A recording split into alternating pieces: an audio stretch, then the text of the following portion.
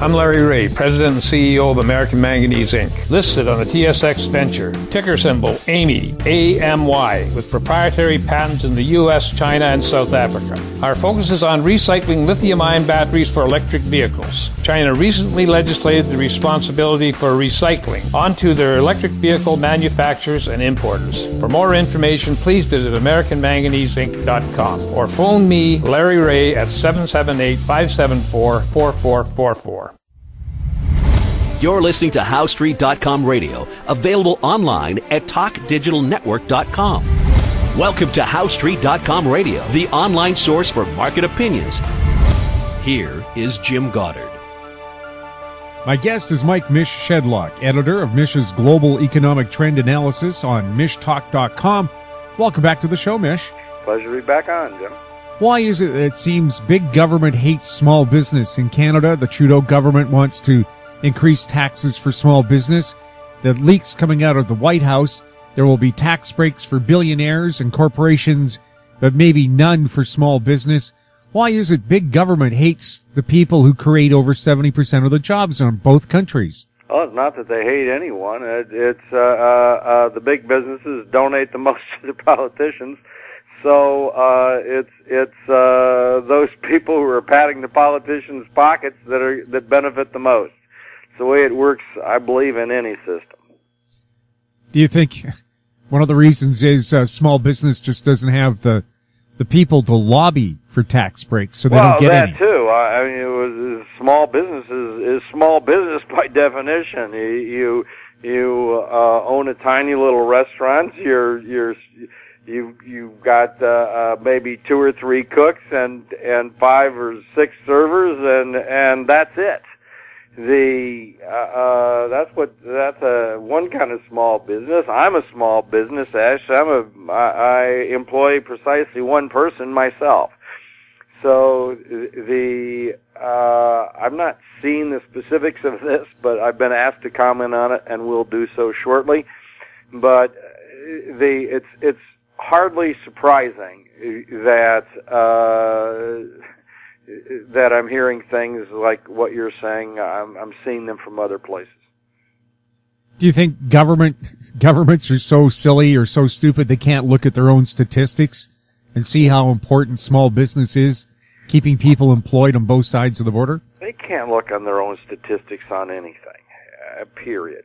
There's a huge trade row right now with Canada over some airplanes. They want to charge 200% plus tariffs because Boeing claims that Canada's dumping planes on the U.S. I mean, what a crock! The Fed officials are consistently wrong on everything, on inflation targets, on GDP, on what employment will do. They've been, keep predicting that inflation is going to soar. Well, there's inflation, all right, but the inflation is in the stock market. So they're just consistently wrong on everything. So why should anybody be right on any one thing? The most likely thing is if there's a consensus forming from either the Fed or in the government, it's probably wrong. We'll have more with Mish Shedlock right after this. I'm Bill McWilliam, president of Cascadero Copper, CCD on the TSX Venture Exchange. Cesium is one of the world's rarest metals with a growing industrial demand. Drilling is underway on our Tehran property in Argentina to prove up a cesium resource. Cascadero's patent-pending leach process has the potential to make Cascadero the lowest cost supplier of cesium in the world. Visit our website, cascadero.com, or phone us at 604-924-5504. Glance Technologies owns and operates Glance Pay, a disruptive mobile payment technology now live in 16 cities in Canada and about to launch in the U.S. With revenues up 664% in the last quarter, Glance Technologies has the potential to be a worldwide leader in an industry projected to grow to $1.3 trillion in 3 years. Glance Technologies stock symbols are GLNFF in the U.S. and GET in Canada. Find out more at glancepay.com. Welcome back. We're speaking with Mish Shedlock. Mish, is there a positive economic spin to all the hurricanes that have hit U.S. property this year? That was the most amazing thing. I mean, I would think that people by now would understand that hurricanes don't improve the economy. Yet the New York Fed president Dudley came out a couple weeks ago and actually said hurricanes provide a long-term economic benefit. That is just total nonsense. By the same vein, the destruction of Puerto Rico with 90% of the lights being out now, people have no electricity, no water, that's a benefit to the economy. And the same thing goes with all the cars that have been flooded in Houston, literally 100,000, hundreds of thousands of them in Houston alone. And yeah, okay, this is going to benefit the auto manufacturers, but it's at the expense of everything else. All the stores are shut, they've been flooded. All the people who had wages come in, they don't have those wages come in. The money that people might have spent doing something else now has to go into remodeling their homes. They're going to want that money out of their houses that they put in for remodeling. They're not going to get it. Their home's going to be worth no more after they've spent tens of thousands of dollars or more to fix up their house. Their house is going to be worth exactly what it was before, if not less, because of odors and chemical pollutants. Yet, these guys talk of economic benefits to this. It's pure madness. Do you think people who rebuild in these hurricane zones should build only hurricane-resistant homes, or is that impractical? They should build whatever they want. I don't care. But there shouldn't be a government bailout when people live in hurricane zones and don't have a hurricane-resistant house. They can do whatever they want. They can build right on the beach. But there should be, no bailouts for any of this. And the same thing goes for flood zones along rivers. We see various places along the Mississippi River or the Illinois River or the Missouri River where there's Fox River right by where I live, floods all the time. I think it's flooded about 3 of the last 5 years. And so there's all this damage when we have these floods. If people want to live there, that's fine. That's their prerogative. But they shouldn't expect anyone else to subsidize them. That's the problem. And we see all this talk. I saw several tweets last week, that the government could have stopped this flooding. Well, even if it could have, it shouldn't have, because it's at the expense of someone else. Why should we encourage people to live in flood zones? The message is people shouldn't live in flood zones, but if they choose to, it's their own personal decision, and they should accept personal responsibility either by having insurance or suffering the losses. Well, here in Canada, Manitoba floods every spring. Everybody puts out a lot of shock and surprise. Oh, my God, we're flooded. In other parts of the world, they put their houses up on stilts when they know they're going to get monsoon rains every year. Mm-hmm. Why not here? Well, I don't know. People are stupid, or are they being bailed out? Or is the government come in and every spring or every other spring or every other whatever and say, oh, here's money to fix up your house? Even still, I mean, I would think that some people would just get tired of the nuisance of it all. But I would. I mean, it would take one for me to decide I'm never living in a floodplain ever again. I got a house on a hill. If my house floods, I think it will be of biblical proportions.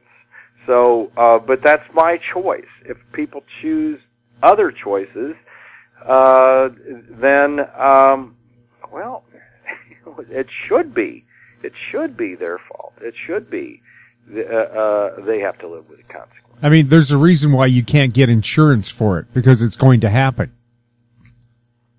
Well, if they can't get insurance, and then they have to live with the consequences. Are they complaining that no one's bailing them out? Are they complaining that the government should be building a wall to prevent this? Is the government actually bailing them out? I don't know exactly what's going on in the places that you're describing here. So you tell me. Well, what is the response every spring when this does flood? Well, typically in BC, you can get a $200,000 grant from the government if your house is destroyed in a forest fire or a flood. $200,000 grant. See, I would have a problem with this. If someone chooses to live in such a zone and loses their home, they should be out whatever they paid for their home. That's the only solution, and then that explains why people live there. When there's a flood, and it destroys their $100,000 home, well, then they get a new $100,000 home. Still, like I said, I don't understand why people would put up with this kind of nuisance, but apparently they do. We'll have more with Mike Shedlock right after this. Lotus Ventures Inc. is a BC-based medical marijuana company poised to launch into the rapidly evolving cannabis sector. Lotus is in the final review stage of the Health Canada approvals to become a licensed producer, having arranged facility financing of up to $12 million, plus building permits for its prototype indoor production facility. Shares trade under the symbol J on the Canadian Securities Exchange. Visit our website at lotusventures.ca. Keep informed. Receive our weekly recap of thought-provoking articles, podcasts, and radio delivered to your inbox for free. Sign up for the HowStreet.com weekly recap on our homepage, HowStreet.com. Welcome back. We're speaking with Mike Shedlock. Mish, next month the U.S. Fed starts paying down or doing its balance sheet reduction. What is that, and does it really mean anything? Well, they're starting out really tiny. Let's see how far they go. The Fed's also penciled in a rate hike for December, and I'm really laughing at that. The economic news has been pretty dismal. Now, the housing reports, the new home sales, and existing home sales, or pending existing home sales, came out today. New home sales came out yesterday. Pretty bad numbers and awful numbers today in the pending home sales report. The pending home sales report is people who have signed contracts but not yet closed. The way this all works is new home sales are recorded when a contract is signed, but existing home sales are recorded at closing. So new home sales are more of a leading indicator of economic activity. In a sense, they're certainly a leading indicator of household formation. But existing home sales, when people buy existing homes, they come in, they paint, they landscape the yard, they buy new furniture, they put in new cabinets. So in that sense, existing home sales are also a driver of economic activity. Down 2.6% today, existing home sales in the report. The economists predicted a 0.2% decline, so they were only off by 2.4 percentage points. That's a pretty whopping big mix. And you can't blame this on the hurricanes because sales were down in all of the regions.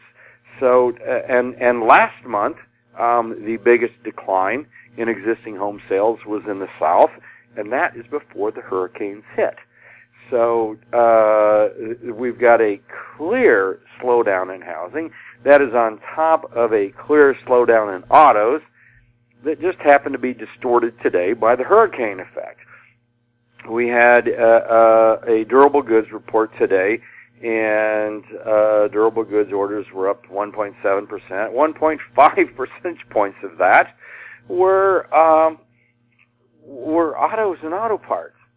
That's a direct response, to the hurricane. there's some other aspects that were in response to the hurricane that kind of seem positive, but they're really not.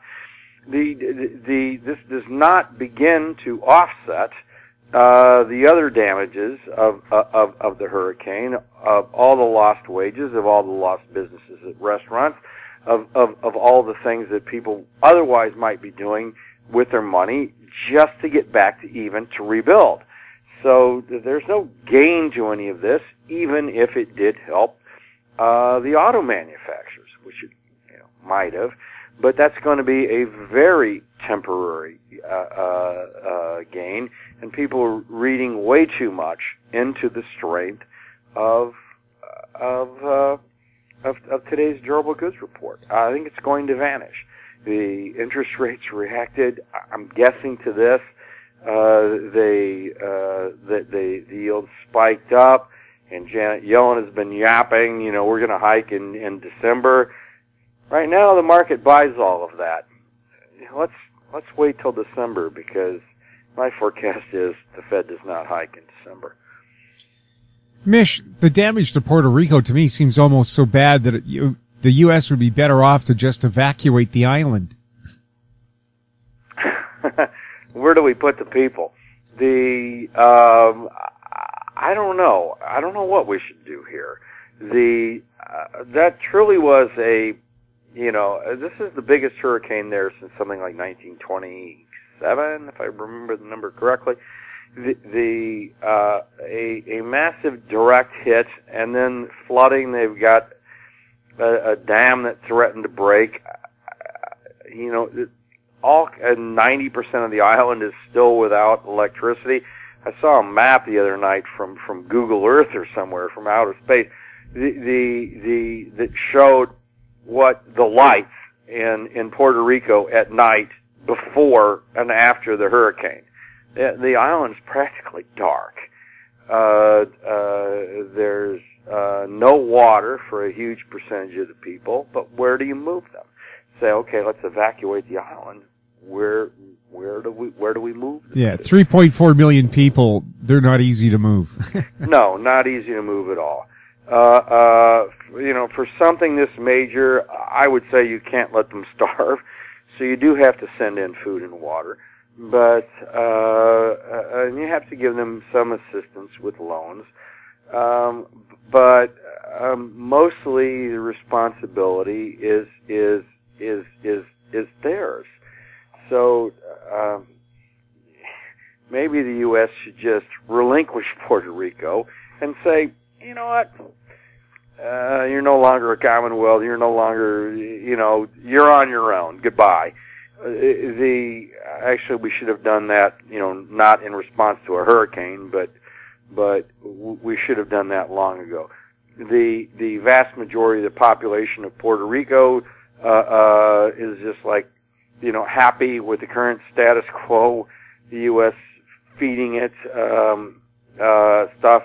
I believe they're better off on their own. Outside the United States, that's the way the discussion ought to happen. I'm in favor of independence for Catalonia and Spain, and anything that reduces the size of big government, I'm generally in favor of. Mish, thank you so much for chatting with us. Pleasure to be on the show, Jim. My guest has been Mish Shedlock, editor of Mish's Global Economic Trend Analysis on MishTalk.com. You're listening to HowStreet.com radio. If you have any questions for us or our guests, you can send them to info@HowStreet.com. I'm Jim Goddard. Thanks for listening. Comments made on HowStreet.com radio are an expression of opinion only and should not be construed in any matter whatsoever as recommendations to buy or sell any financial instrument at any time. Available online at TalkDigitalNetwork.com. HowStreet.com radio is a production of HowStreet Media Incorporated.